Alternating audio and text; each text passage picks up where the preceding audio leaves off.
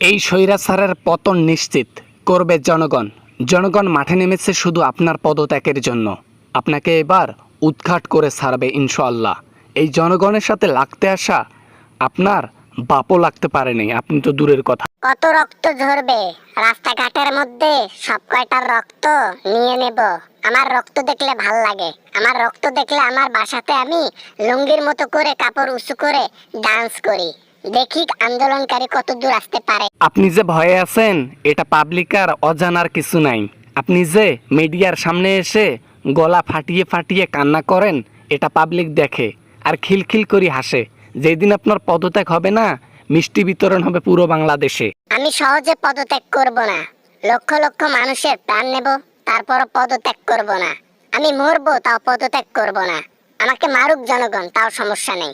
এই গদি আমি ছাড়ছি না। এত টাকা লোভ সামলাতে আমি পারবো না। শুধু তুমি কেন, তোমার কবর থেকে, তোমার গোষ্ঠীর কবর থেকে যদি শেখ মুজিবেরও আসে তাও তোমাকে আর পদত্যাগ করা থেকে বিরত থাকাতে পারবে না।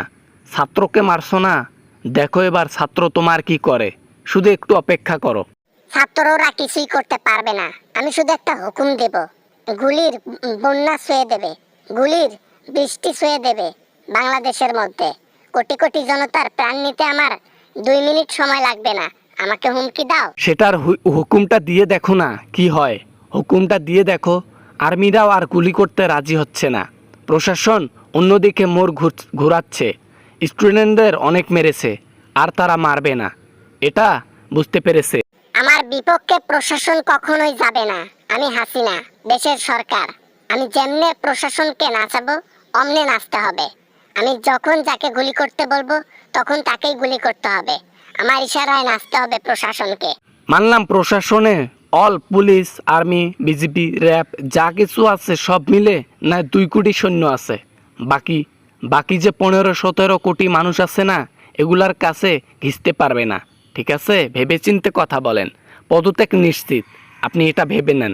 বাংলার মাটিতে আরো অনেকের আগে খুন করেছি, হাজার হাজার মানুষ খুন করেছি, তারপরও পদবি ছাড়ি নাই। এই গদির কারণেই এত খুন, এত খারাপি। ঠিক আছে, এটা কখনো ছাড়বো না, আমি কথা দিচ্ছি। সেটা তো বোঝাই যায়, ভয়ে কাতর হয়ে আছে। এখন স্টুডেন্টদেরকে গণভবনে ডাকে, তার মানে বোঝা যায় না যে আপনি অনেক ভয়ে আছেন পদবি হারানোর।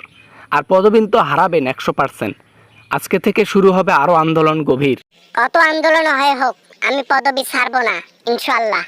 জনগণ সবাই এক হয়ে গেছে। বাংলাদেশের জনগণ এক হওয়া মানে বিপরীত পার্টির পতন ছাড়া আর কিছু নাই।